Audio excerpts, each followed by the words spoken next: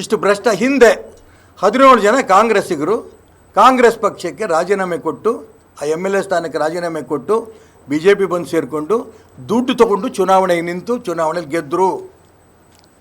ಅದಕ್ಕೋಸ್ಕರ BJP ಸರ್ಕಾರ ಹಾಳಾಗೋಯ್ತು. ಈ ಹಿಂದೆ ಬಿಜೆಪಿಗೆ ಕಾಂಗ್ರೆಸ್ನ 17 ಶಾಸಕರು ಬಂದದ್ದು ನಿಜ. ಇವರಿಗೆ ಬಿಜೆಪಿಯವರು ಹಣ ಕೊಟ್ಟದ್ದು ನಿಜ.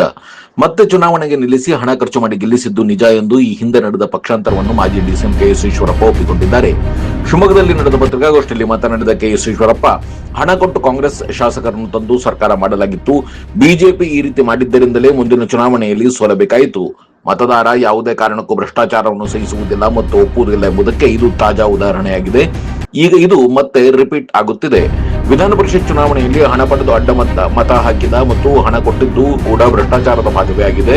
ಈ ಹಿಂದೆ ಬಿಜೆಪಿಗೆ ಆದ ದುಸ್ಥಿತಿಯೇ ಕಾಂಗ್ರೆಸ್ಗೂ ಆಗಲಿದ್ದು, ಭ್ರಷ್ಟಾಚಾರಕ್ಕೆ ಮತ್ತೆ ನಾಂದಿ ಹಾಡಿದ ಕಾಂಗ್ರೆಸ್ ಪಕ್ಷವನ್ನು ಜನರು ಸೋಲಿಸುವುದು ಖಚಿತ ಎಂದರು.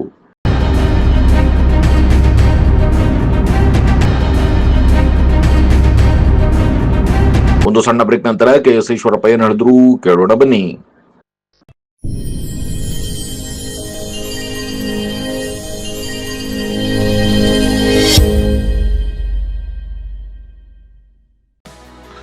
ಶಿವಮೊಗ್ಗ ನಗರದ ಸಾಗರ ರಸ್ತೆಯ ಗಾಡಿಕೊಪ್ಪದಲ್ಲಿರುವ ನಂಜಪ್ಪ ಲೈಫ್ ಕೇರ್ನಲ್ಲಿ ಜೂನ್ 15, 2026ರಿಂದ ಜುಲೈ 18, 2026ರವರೆಗೆ ಬಿನೈನ್ ಪ್ರಾಸ್ಟಾಟಿಕ್ ಹೈಪರ್ಪ್ಲಾಸಿಯಾ ಉಚಿತ ತಪಾಸಣಾ ಶಿಬಿರವನ್ನು ಆಯೋಜಿಸಲಾಗಿದೆ. ಸೋಮವಾರದಿಂದ ಶನಿವಾರದವರೆಗೆ ಪ್ರತಿದಿನ ಬೆಳಗ್ಗೆ 10:30ರಿಂದ ಸಂಜೆ 3:30ರವರೆಗೆ ಈ ಶಿಬಿರ ನಡೆಯಲಿದೆ. 60 ವರ್ಷ ಮೇಲ್ಪಟ್ಟ ಹಿರಿಯರಲ್ಲಿ ಹೆಚ್ಚಾಗಿ ಕಂಡುಬರುವ ಪ್ರಾಸ್ಟೇಟ್ ಗ್ರಂಥಿ ಹಿಗ್ಗುವಿಕೆ ಸಮಸ್ಯೆಗೆ ಪ್ರಖ್ಯಾತ interventional radiologist doctor Nishita SH ಅವರು ಈ ಶಿಬಿರದಲ್ಲಿ ಉಚಿತ ಸಮಾಲೋಚನೆಯನ್ನು ನಡೆಸಲಿದ್ದಾರೆ. ಪದೇ ಪದೇ ಮೂತ್ರ ವಿಸರ್ಜನೆ, ಮೂತ್ರದ ವೇಳೆ ಉರಿ, ಮೂತ್ರದಲ್ಲಿ ರಕ್ತ ಹಾಗೂ ಕೆಳ ಹೊಟ್ಟೆ ನೋವಿನಂತಹ ಲಕ್ಷಣಗಳಿರುವವರು ಈ ಶಿಬಿರದ ಸದುಪಯೋಗವನ್ನು ಪಡೆದುಕೊಳ್ಳಬಹುದು. ಹೆಚ್ಚಿನ ಮಾಹಿತಿ ಹಾಗೂ ಅಪಾಯಿಂಟ್ಮೆಂಟ್ಗಾಗಿ ಸಂಪರ್ಕಿಸಿ Nanjappa life care, Gadikoppa, Shivamogga. Mobile ಸಂಖ್ಯೆ 8050616525.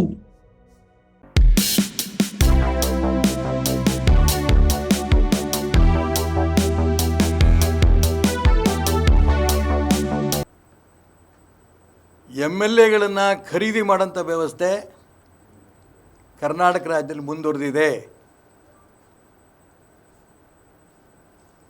ಏನು ಕಾಂಗ್ರೆಸ್ ಪಕ್ಷ ಬಹಳ ಧರ್ಮದ ಕೆಲಸ ಮಾಡ್ತಾ ಇದೆ, ರೈತರ ಪರವಾಗಿ ಕೆಲಸ ಮಾಡ್ತಾ ಇದೆ ಅಂತ BJPಯವರು JDS ಅವರು ಹುಡುಕೊಂಡು ಕೊಟ್ಟಿಲ್ಲ, ಓಟನ್ನು ಕ್ರಾಸ್ ವೋಟಿಂಗ್ ಮಾಡಿಲ್ಲ. ಎಷ್ಟು ಭ್ರಷ್ಟಾಚಾರ ಆಗಿದೆ ಅಂತ ಹೊರಗೆ ಬರಲಿ.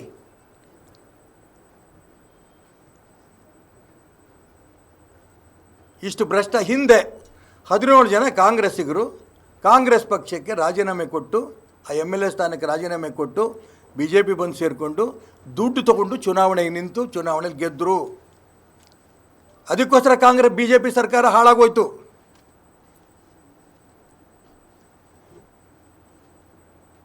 ತಾತ್ಕಾಲಿಕ ಯಶಸ್ಸದು. ಜನ ಒಪ್ಪಲ್ಲ ಅದನ್ನು, ಭ್ರಷ್ಟಾಚಾರವನ್ನು. ಅದೇ ಸ್ಥಿತಿ ಬರುವಂಥ ದಿನ ಕಾಂಗ್ರೆಸ್ಸಿನ ಸರ್ಕಾರಕ್ಕೆ ಬರುತ್ತೆ.